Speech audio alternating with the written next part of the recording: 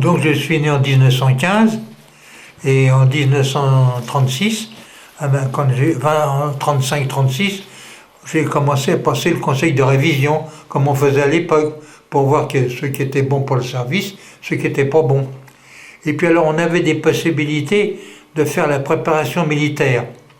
Alors comme j'aimais bien tout ce qui était moteur et tout, je suis allé le soir de temps en temps à la caserne Mortier à Paris, où des gradés nous faisaient des cours d'automobile.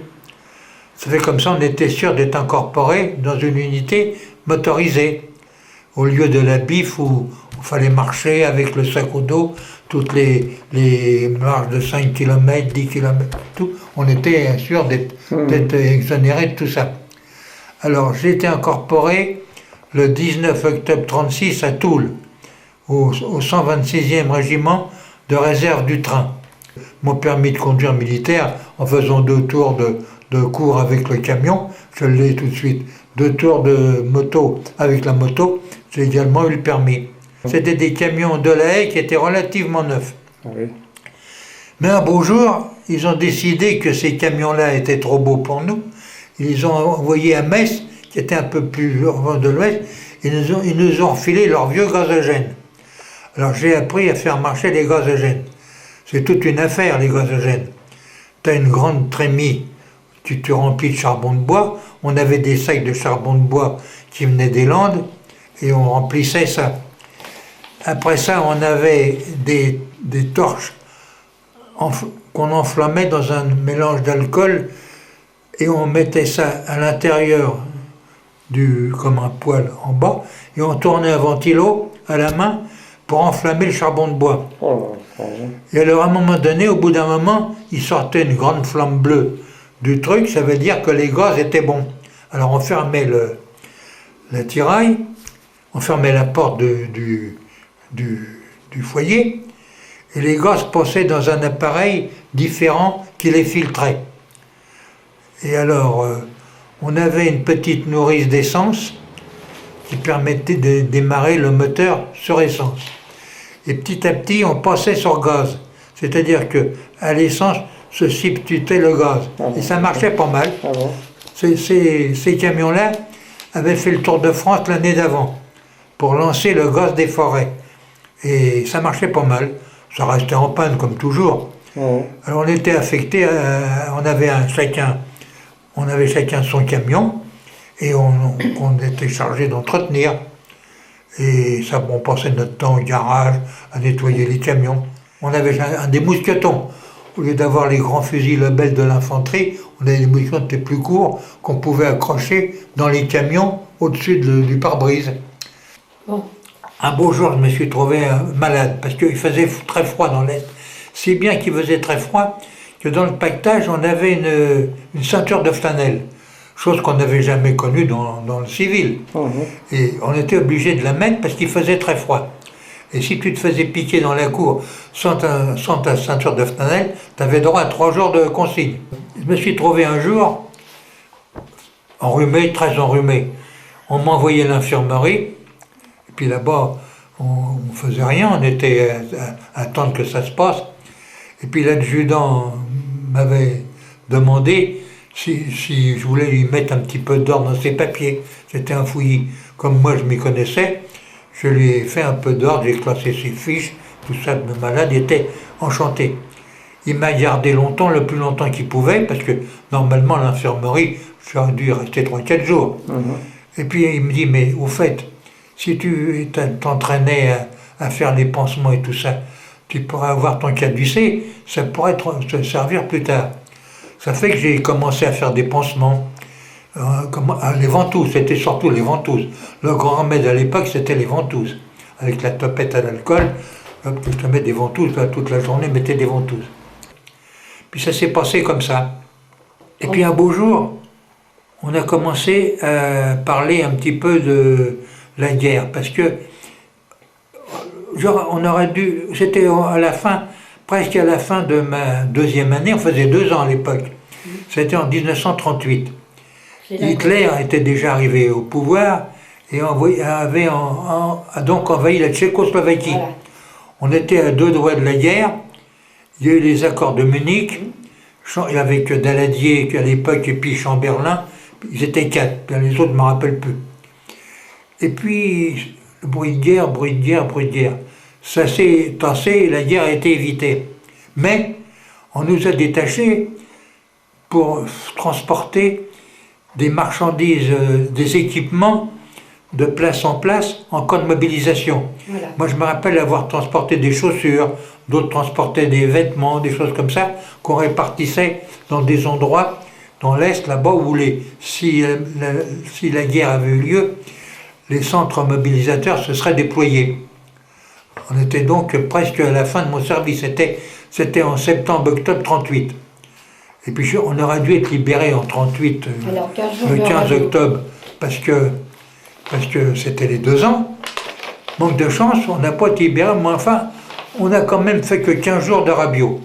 Ça fait qu'au lieu d'arriver au mois d'octobre, le 15 octobre, je suis arrivé le 30 octobre libéré. Bon, c'était pas grave. On a posé les camions comme ça, on les a même pas nettoyés. C'était aux Bleus qui devaient venir nous remplacer, qui s'en sont chargés. Me voilà arrivé à la maison. Alors, je me suis reposé un petit peu, puis je suis retourné travailler au printemps, où j'étais avant de partir.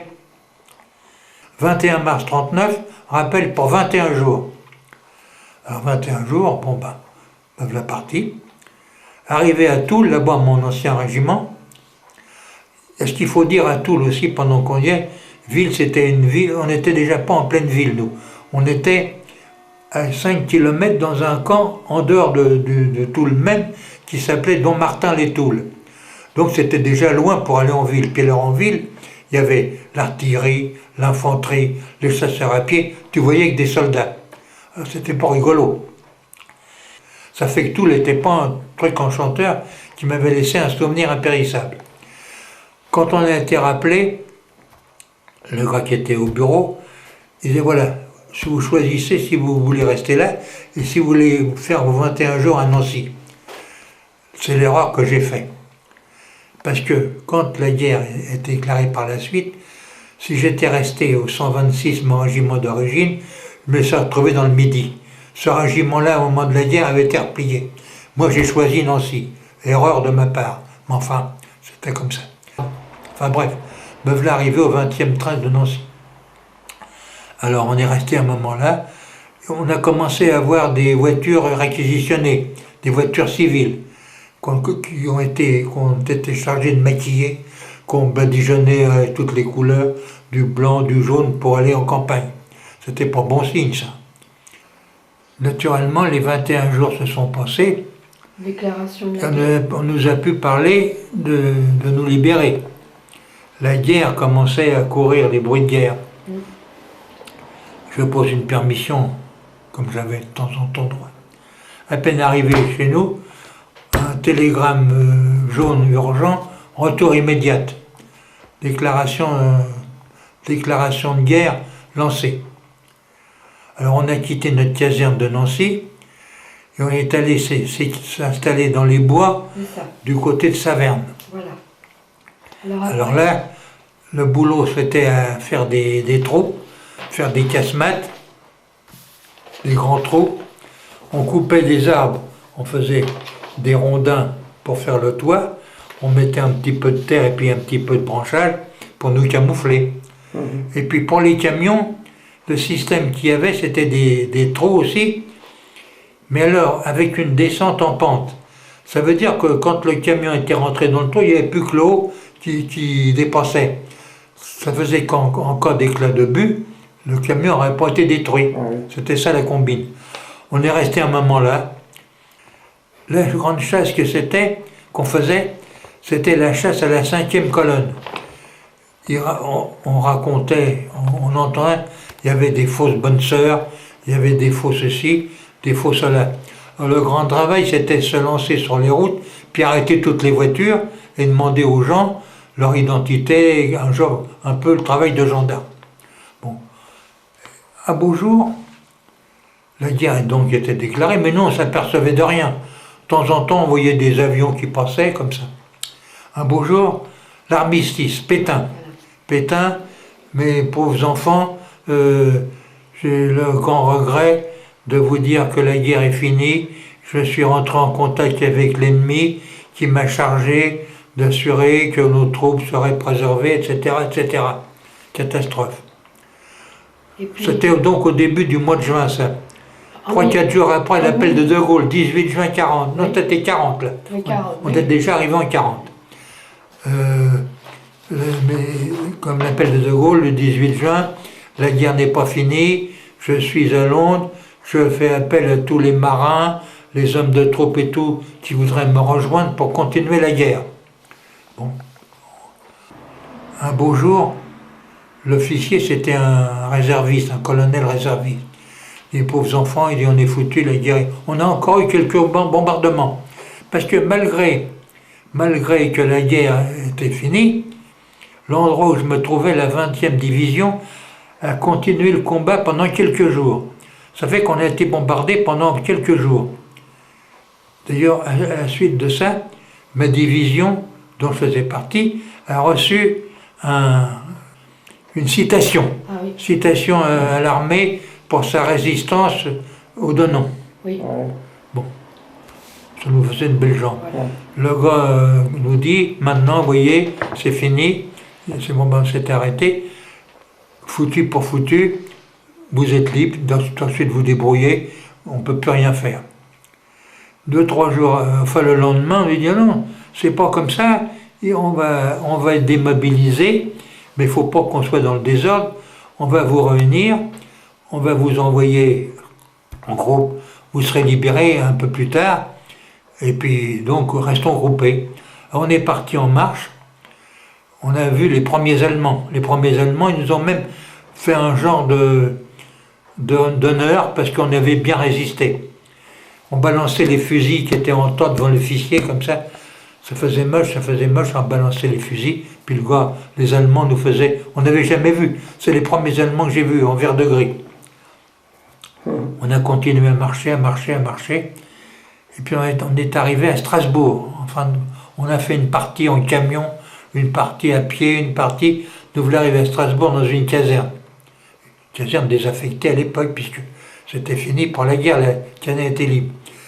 Ne vous en faites pas, restez bien groupés, vous serez démobilisés, on va vous envoyer au camp de Mailly, et là vous serez démobilisés. Si bien que on était à peine gardés, on nous a emmenés 2-3 fois dans une piscine pour prendre des douches, avec 3-4 Allemands qui nous surveillaient. On marchait en colonne, mais on aurait pu se débiner 50 fois. Pourquoi? On ne savait pas où aller, il n'y avait personne, c'était des villes désertes et tout. On revenait tranquillement, gentiment, nous rendre dans la caserne pour arriver au camp de Mailly un beau jour. Un beau jour, on annonce que les convois allaient être formés. Alors, on arrive à la gare. Sur les wagons de marchandises, il y avait marqué « Hommes 40, chevaux en long 8 ». Sur tous les wagons de marchandises, c'est écrit en lettres blanches à droite. Manque de chance, au lieu d'être 40 dans le wagon, que je te pousse, on était bien le double. On ferme les portes, direction du camp de Mailly. Manque de chance, le locomotive s'est arrêté de l'autre côté, c'était vers l'Allemagne qui nous a emmenés, c'était pas pareil. 70 dans le wagon. Ça voulait dire qu'on pissait dans des boîtes à conserve, parce qu'on nous ne sait pas. La moitié debout et la moitié couchée. Chacun sur tour de rôle pour pouvoir se reposer. Tu vois, serré comme des harengs, comme dans le métro. On descendait une fois par jour pour une demi-heure sur les voies pour faire nos besoins, etc., etc. Et on remontait dans les wagons bientôt à coups de crosse. C'était plus la même situation. Puis je suis arrivé au Stalag 1B.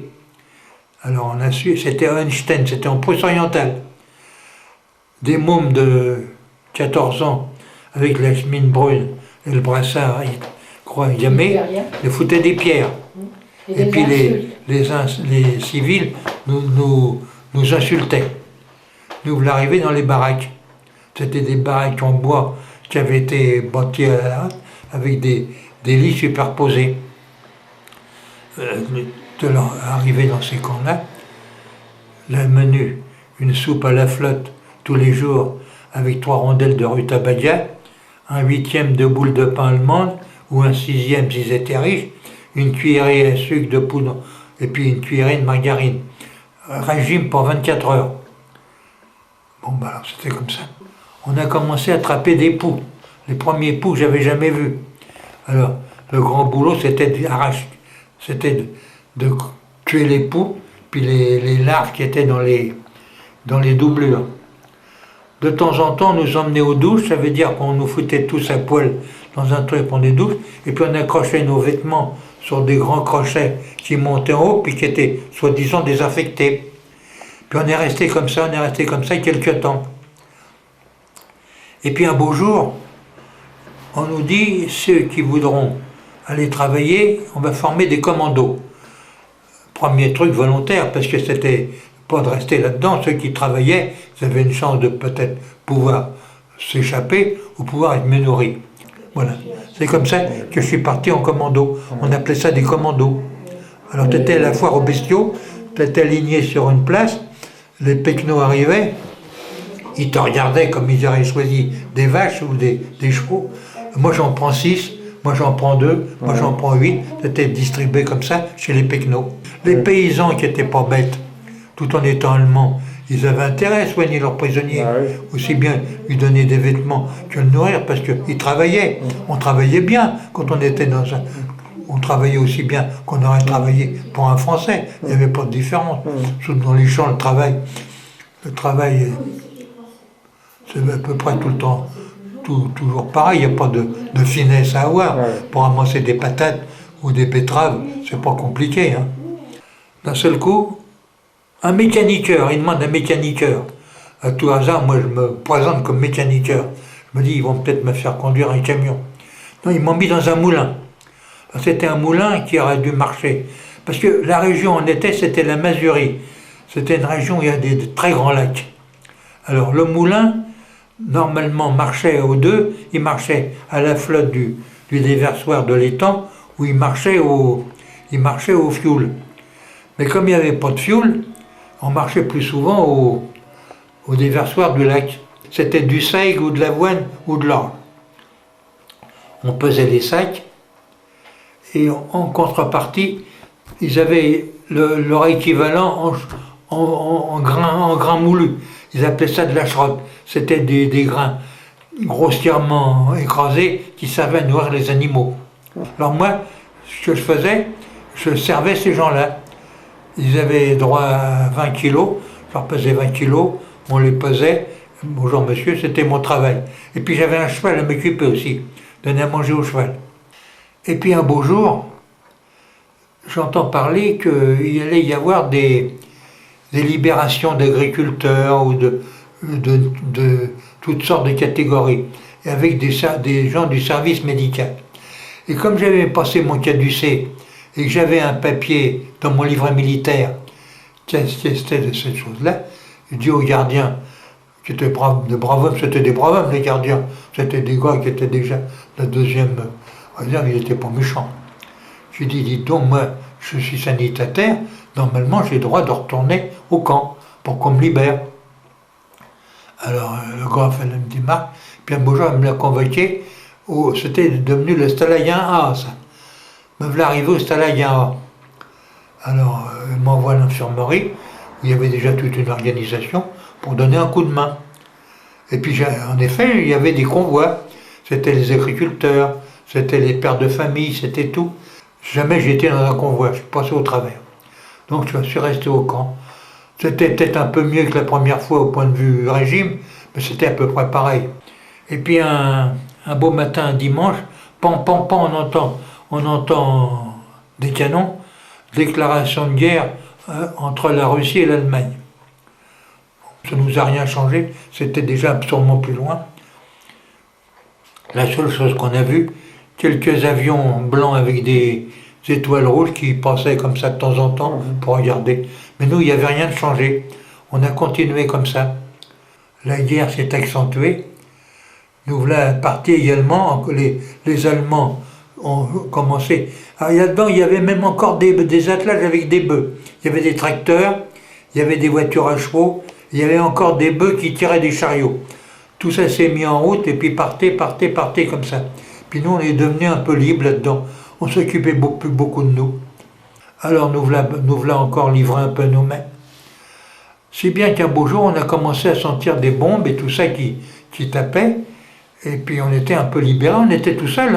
Les Allemands étaient foutus le camp, les civils avec leurs chariots et tout. Puis nous, on se trouvait tout seuls. Ça fait que on a marché, on a marché, on a marché. On rencontrait des gars qui étaient un peu errants, qui se mettaient avec nous, qui n'étaient pas avec nous. Et puis là, j'ai vu les premiers morts allemands. Des gars qui étaient allongés le long des routes ou le long de ça, et qui étaient restés comme ça, les cadavres. Et alors, ce qu'ils avaient, c'est qu'ils avaient tous les poches vides. Les Russes leur avaient fauché leurs papiers, avaient regardé, ils avaient de l'argent. J'ai vu les premiers morts de la guerre comme ça. Et puis un beau jour, on se trouvait toujours un peu errant comme ça. On se trouvait dans une baraque. Il arrive un grand gars là-dedans, avec un grand manteau blanc, avec un revolver. Alors, Fransouski, Fransouski, on a crié Fransouski, Fransouski. Ça fait que le gars nous a pas tiré dessus. Il avait un pétard à la main, hein. Premier truc. Alors, il y avait des soldats allemands en débandales qui partaient de tous les côtés. C'était un désordre indescriptible. Alors, on s'est encore trouvé un peu tout seul là-dedans, jusqu'au jour où les Russes nous ont rassemblés pour nous mettre en colonne et nous envoyer dans des camps, un nouveau camp. Alors, je suis arrivé dans un nouveau camp où il y avait déjà des Russes dans certaines baraques, et nous, on nous a mis dans des baraques à part. Du régime allemand, j'étais passé au régime russe. C'était pas beaucoup mieux, hein. On nous foutait à bouffer, fallait voir quoi. On nous donnait, on rigolait avec ça après, un genre de millet. C'était des grains très minces, comme du tapioca qu'on nous donnait à bouffer. Bon. Et puis, comme chose, même régime. Les Russes qui étaient prisonniers, ils étaient atteints du typhus. C'est-à-dire que tous les matins, devant les baraques des Russes, il y avait les cadavres des morts. C'était des gars qui étaient à poil, qui étaient gros comme des haricots verts, parce qu'on avait gardé, on les avait gardés le plus longtemps possible pour toucher les rations, et on avait gardé leurs vêtements. Ça fait qu'ils étaient à poil. Alors ils passaient un cheval et puis avec une voiture, on chargeait les gars là-dessus, puis on les emmenait, j'ai su après où c'était. Des grandes fosses communes qu'ils avaient tirées, ils enterraient les gars comme ça par paquet de 10. Et au dernier paquet, ils piquaient deux pieux pour que les gars ne s'écroulent pas. La prochaine livraison, on reculait les pieux et on mettait les gars, la deuxième dizaine, au-dessus comme ça. Tu vois un peu le travail. Alors on est resté un moment comme ça. Et puis un beau jour, on nous a appris qu'on allait nous libérer aussi. Alors on est remonté dans des wagons. Alors, il y avait un problème là. C'est que les Russes avaient des écartements de voies pour les rails qui n'étaient pas les mêmes que les Allemands. Ça fallait dire on est resté 17 jours comme ça. Il fallait changer les rails au fur et à mesure qu'on passait. Les rails, les changer de largeur. Ça fait qu'on est resté 17 jours en wagon comme ça. Et je suis arrivé un jour en Hollande. On nous a libérés en Hollande. On nous a remis à des Anglais avec un beau train sanitaire tout neuf. On nous a chargés là-dedans. À ce coup-là, on était libérés, on était bon, hein. On n'était plus sous commandement russe. Alors à Valenciennes, c'était donc l'armée française qui nous a pris en charge. Alors on est monté dans les wagons, puis on arrivait à la gare du Nord. Alors on avait, comme on était des libérés, il y avait une petite fanfare qui jouait un petit air quand on arrivait comme ça. Alors je suis immédiatement rentré en contact avec mon père, on avait le droit de téléphoner. J'ai téléphoné à mon père qui travaillait, qui était en activité au printemps, qui est venu me chercher. Et puis c'est comme ça que je suis arrivé à la maison. C'était ça devait être le 17 juin 1945. Voilà la fin de mon voyage. J'étais parti à 21 ans, je suis revenu à 30 ans.